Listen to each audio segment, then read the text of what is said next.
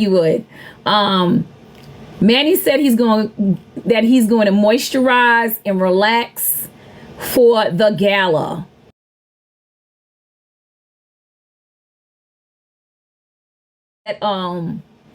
Just my little tea. Some of the tea. Did y'all see the exchange between Black Diamond and Kiana yesterday morning? Oh, the shade. He's saying that he's going to relax until the gala because he's going to be doing a lot of drinking and having a lot of fun and mingling, and he's going to make sure his pores is right and his skin is glistening. So he's not going to do too much fighting. He's relaxing for his lives. I guess he don't want to look stressed out because you know they're going to be taking pictures. And I'm going to be here. Y'all send as many pictures, as many videos as y'all see on this internet. Send them to Ray the Fixer. But anyway, Kiana and Black Diamond was going back and forth yesterday. And I ain't never seen Black Diamond. Child, you know there's going to be a lot of footage, Todd. I ain't never seen Black Diamond get petty like that. Not the back and forth. Not the back and forth. Not the you say something in your live, I say something in my live. Then I'm going to respond in my live, and then you're going to respond in your live. I actually like that little entanglement or whatever it's called. Child, I ain't never going to sleep on Diamond. Ain't she a Gemini or Cancer? Shit. I know for myself, I'm nice until I'm not. What's up, Janine? I'm nice until I'm not. Most hated. You be in my live often. Why don't you have a subscription, honey? Isn't Diamond a Gemini or a Cancer? I'm nice until I'm not. Dream. Hi, Dream. You broke. You better stop claiming that. You gotta say I'm temporarily out of funds. Don't ever say you broke. Dream, how are you? So wait, y'all didn't answer. Is Diamond a Gemini or a Cancer? Anyway, because I know her birthday was late. I think her birthday was like at the end of May or some, or June. What's up, bro code? What's up, bro code? Yeah, Dream, come on. I'm trying to get 55 subscriptions. I'm gonna get them. But let me tell you something. One thing about a Gemini is we take but so much, and then there is a boom. And then the words that come out of our mouths are just, it is better to let us alone. So I like that little exchange, Kiana and Diamond. Black Diamond. I like that. I thought that was very cutesy, very demure. I did. Y'all should do that at least once a week where y'all go back and forth with each other in between lives. You know, don't get too crazy. Don't get too raunchy. But I liked the back and forth. I did, guys. I did. And as a common cousin in those spaces, well, in mostly in Kiana spaces, I don't go in Diamond space anymore. Once I got blocked, I just stay out of it, you know. She didn't block my other account. We actually still mutuals on that account. But I want to respect her space. You know what I mean? Now, as it's my job to know what's going on, but she hasn't been really having too much mess in her life. Thank you, Dream. So let me tell you, let me give that disclaimer.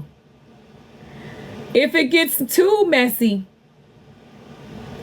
I will sneak in there. Well, I will walk in there under the Ray the Fixer, my second account, and be all up in that space. Because I got to see. It's my job. But because you know, whatever. Wait a minute. Not most hated. Everyone blocked me. Half of the app blocked me. Chat. Half of the app blocked you. That's not funny. I know. Lori, hi, boo boo. Most hated. Why? You was in here talking mess. You was in my live talking mess. You got to stop. I'm a November Sagittarius. I tried dating 2 Gemini men. We don't mix well. Yes, I cannot date a Sagittarius. Where you going, Creole? What's up, Mickey? Come back, Creole. But why? What is your sign? What is your sign? Because why does everybody hate you? And please don't say a Gemini. Oh, the Leo. Oh, okay. I knew it was like, I knew it was between Gemini or Cancer. Sweet until they not, honey. Then they're vinegar. Y'all got that too? The Leo, you know what? 2 signs that I can, well, there's a couple of signs that I cannot date. I done X them out. And one of them is a Leo. I can be very good friends with a Leo, but I cannot date them. Sagittarius, cannot date them. And Aries, cannot date them. I married an Aries and we were constantly doing this. And most of the time it's because those signs, I mean, a lot of times can't take ownership for their stuff. So, Gator, I'm a November Sagittarius baby too. But I keep my face, my image, and my name out of mess. That's right, you got to. I don't know Sagittarius for being messy. I know them for being very forward in speaking what they feel. And sometimes it's like in a time where you really don't want to hear it. And then they don't feel any fault in it. And that's the thing. It's like, I didn't ask you for your unsolicited advice and you're wrong. And then it's like back and forth. So I just feel like y'all could be vicious with your tongue. And my mouth is off the chain too. So, you gotta know your capacity. So I learned my lesson. I dated a Sagittarius after my divorce. I'm a Gemini Taurus. I dated a Sagittarius after my divorce. And it was just a dating too. And she irked my nerves. Sagittarius would cut off mama and sister and block them. Child. You know what? Really? Because I didn't feel like, I never got blocked by any of them, but we definitely have a lot of friction between us. I'm an Aquarian. I just stand back and watch. I dated an Aquarian before. Them Sagittarius, though, burn me out. Another one. Leos, we can be good, very good friends, but we cannot date. There's a lot of centering going on with Leos. A lot of centering. All about them.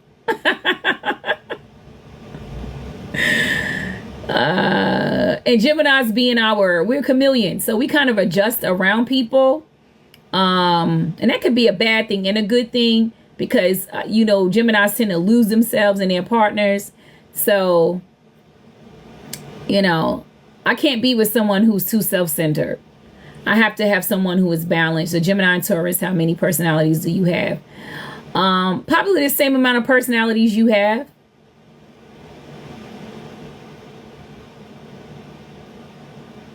And listen, I don't know about personalities, but I do have several characteristics.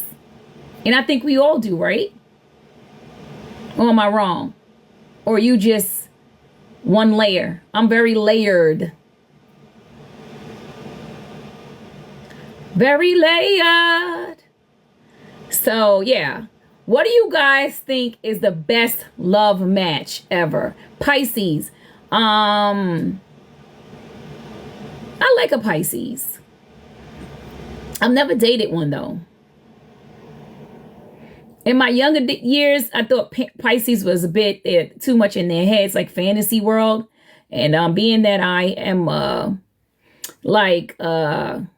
do have that Taurian in me. I need people to be present. So that was definitely work. Trying to like be around people who are just almost like, their imagination takes over a little bit. Gemini, Cancer for me. Really? So you think Gemini and Cancers go well together? I'm a Gemini, so I love with this. Child, I do like a Scorpio. As soon as you said Scorpio, brought back a memory. Mouth can be slick, though. Mouth can be slick. Mouth can be slick. Be like, okay, you with a, wait, are you a Cancer or a Gemini?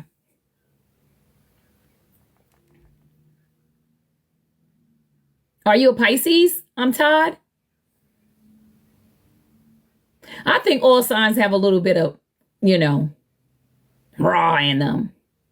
Now me and Pisces get along a little bit better. My mom is a Pisces.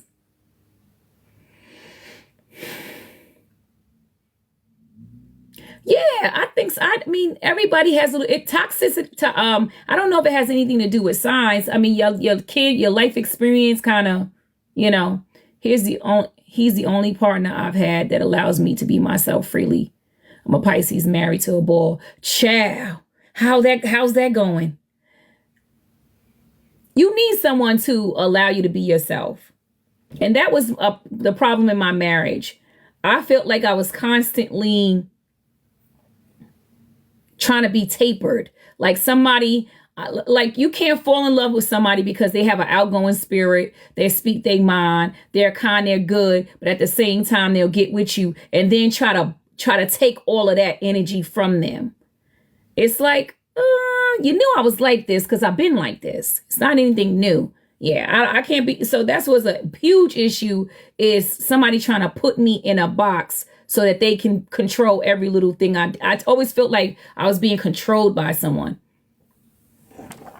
I cannot be with someone who doesn't like me. And that's how it felt. It felt like I wasn't liked. Like, you know what I mean? Like if you constantly trying to make somebody be something else, then you don't like them. So why are you with them? I can't do that put me in a box kind of thing. Like, oh. And I also am a person that I definitely want to be with someone who takes accountability. And I've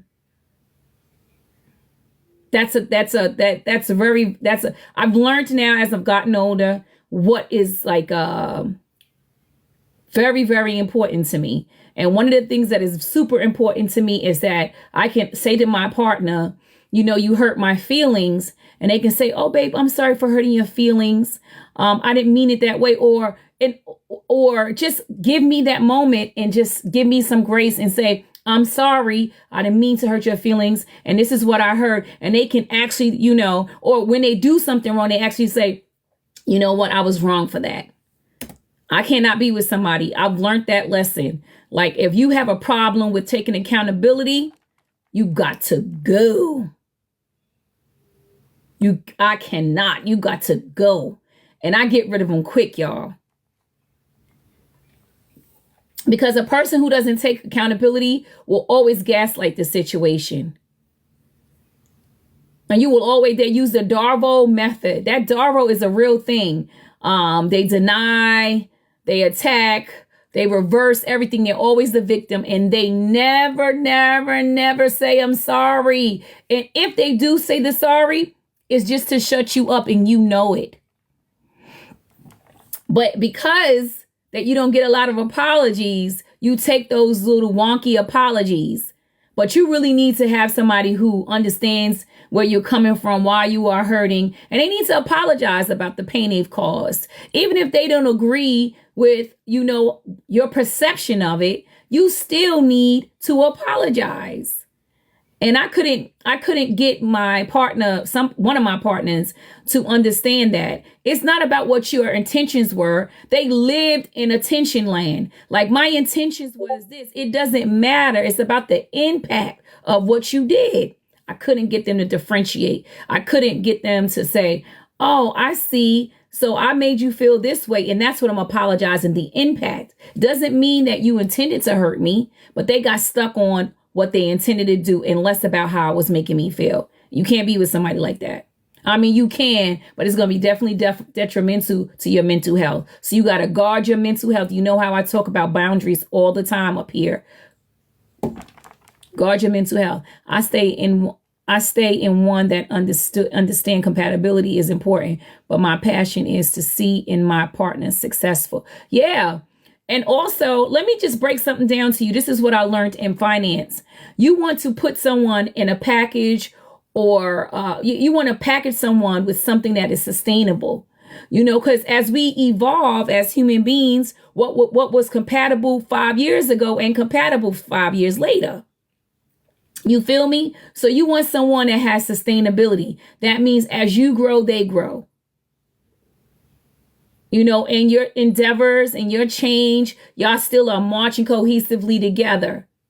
A lot of the times we get people who are compatible with us, which means that in that moment, y'all might have been a match made in heaven.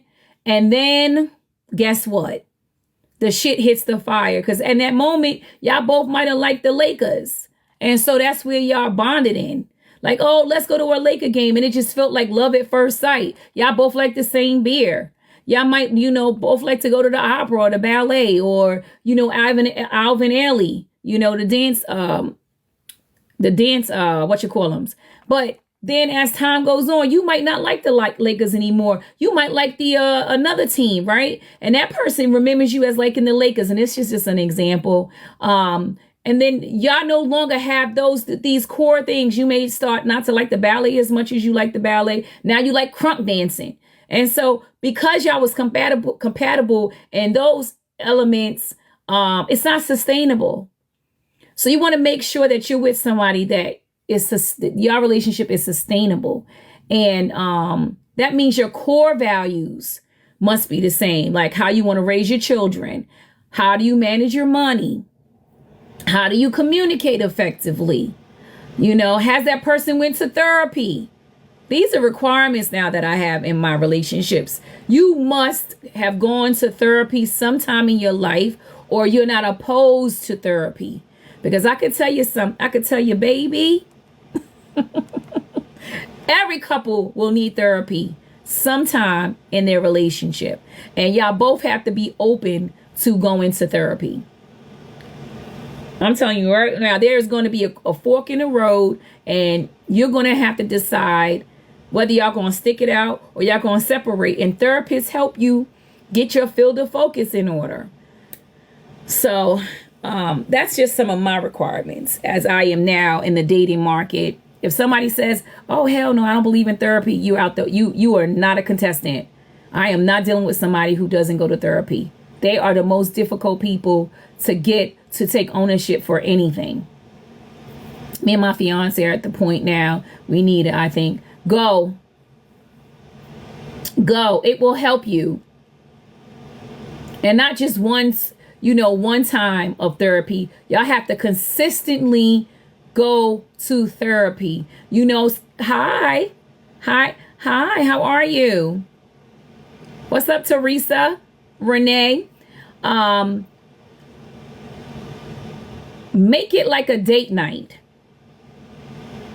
I know people like going to go to the movies or go to the theater and watch a show or go dancing or, but make therapy a date night.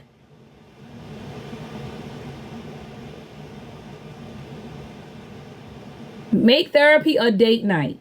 Get y'all some chicken wings and go see a therapist.